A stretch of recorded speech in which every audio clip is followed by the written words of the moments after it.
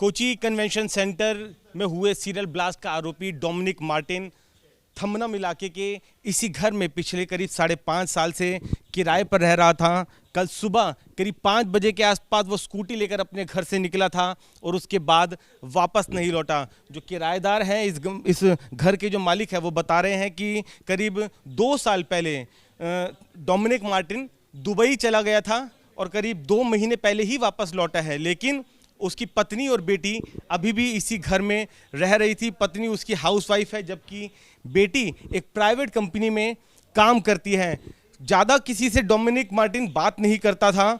जब भी वो घर से नीचे उतर रहा होता था तो सिर्फ हाय हेलो के अलावा किसी से ज़्यादा बात करने की उसकी आदत नहीं थी। फ़िलहाल आपको मैं उसके उसी घर की पहली मंजिल पर लेकर चल रहा हूँ, जहाँ पर उसकी पत्नी और जो बेटी है वो यहाँ पर रह रही हैं और किसी भी तरीके से बात करने के लिए अभी तैयार नहीं है। एनआईए की टीम भी यहाँ पर पड़ताल करने के लिए पहुंची थी कि आखिरकार किस तरीके से जो डोमिनिक मार्टिन है उसकी जो तार है वो आगे जुड़े हुए हैं। वो दुबई में जब जॉब कर रहा था, किन किन लोगों के संपर्क में था, आखिरकार क्यों उसने इतने बड़े धमाकों को अंजाम दिया।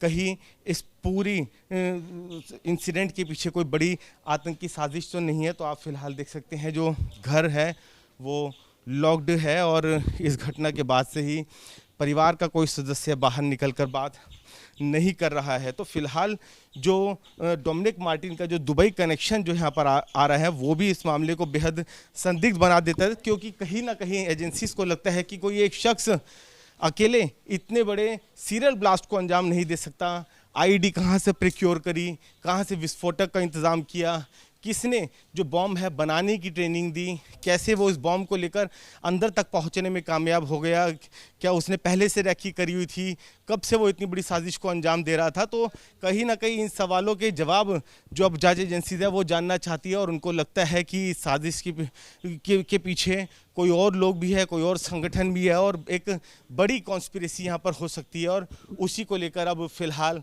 जो एजेंसीज है वो डोमिनिक मार्टिन से पूछताछ कर रही है।